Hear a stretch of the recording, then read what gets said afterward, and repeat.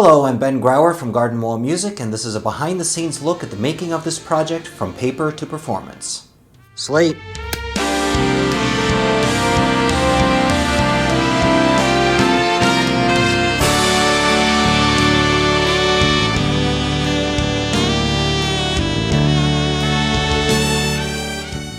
The music we just performed was from the 1985 Warner Brothers movie The Color Purple, directed by Steven Spielberg. The music was written by Quincy Jones, and this arrangement of it was orchestrated by my former Berklee College of Music professor, Donny Nolan. Donny wrote this arrangement in 1995 for a one-time live Berklee orchestral student performance concert. Afterwards, he made the chart available to his students, including myself, as a learning supplement for his classes.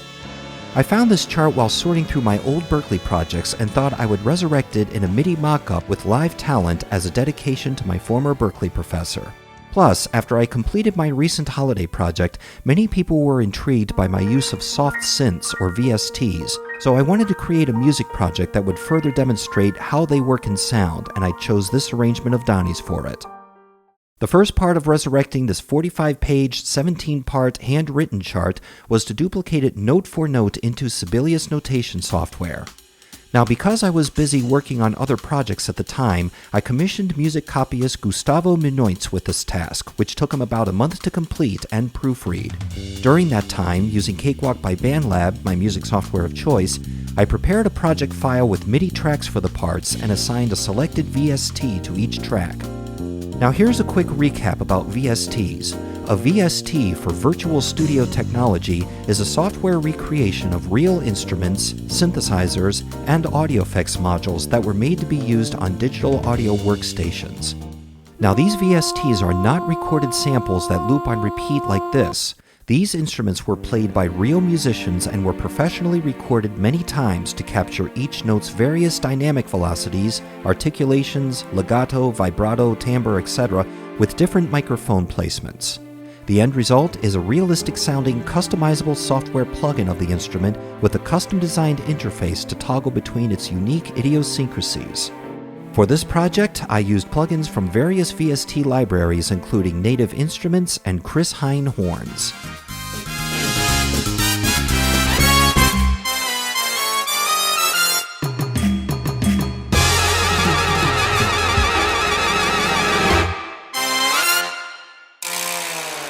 From these libraries, I selected the instruments that would reflect the sound I thought Donny was aiming for and applied them to the appropriate Cakewalk track. With these VSTs assigned to the tracks in this Cakewalk project file, and then later when I received the Sibelius file of the finished transcription from Gustavo, my next step was to put each of these Sibelius parts into Cakewalk onto their prepared track. To do this, I exported the entire Sibelius score to a MIDI file, which I opened up in Cakewalk. All of these parts were pasted into their VST-ready tracks. Additional dynamic adjustments were applied to various parts using my keyboard's wheel controller, and manually mouse drawing the tempo changes in the tempo map.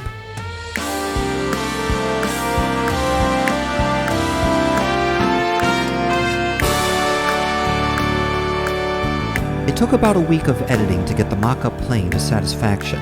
The next step was to bring in the live players. From the Sibelius transcription, I took the guitar, piano, drum set, and transposed alto and tenor sax parts, saved them as a player's part in PDF format, and with a rough cut audio of the song, emailed them to my players. We each recorded our parts and videos in our own home studios.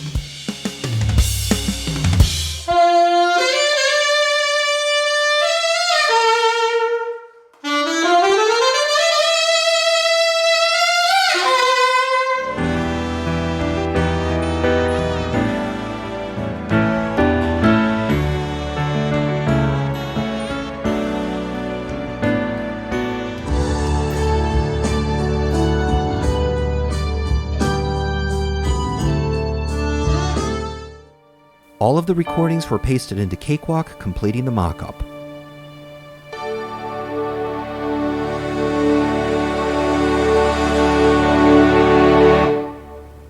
That's a wrap. For now. Then it was time to take the project to AudioWorks Recording Studio for further mixing and mastering.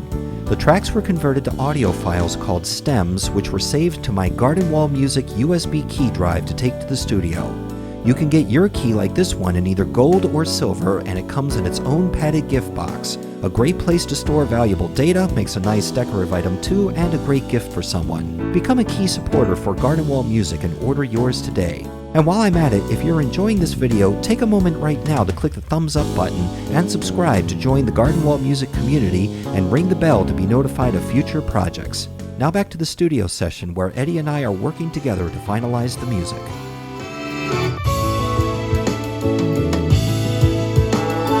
Maybe the flute's a little bit too loud here. I'd kind of like to hear Rhett a little bit more up front. I feel like the orchestra is right there, so maybe just bring the orchestra down a little bit. I'm wondering if this baritone sax is masking it a little bit. Bell pad, 26.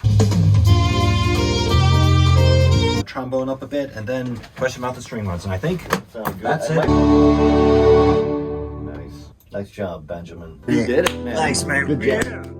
Now to put the video to the finished music, which I'm doing here in my home studio. This is where I added cut points that switch between our active videos and where I overlaid the VST interfaces and text. Bob Dylan once said, "The purpose of art is to inspire. What else can you do?" Donny inspired and influenced me musically during my time at Berklee, and those who were privileged to have had his music classes will undoubtedly remember his love of teaching, his passion for writing, and his unselfish eagerness to help and work with others.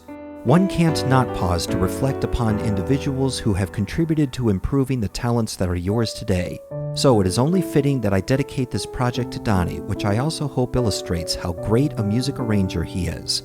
And through this video's purpose of educating and contributing to the music and online community, I'm confident he would approve and would make him very proud. I'm Ben Grauer from Garden Wall Music. Thank you so much for joining me for another great project. Don't forget to smash the subscribe button, and I look forward to sharing my next project with you.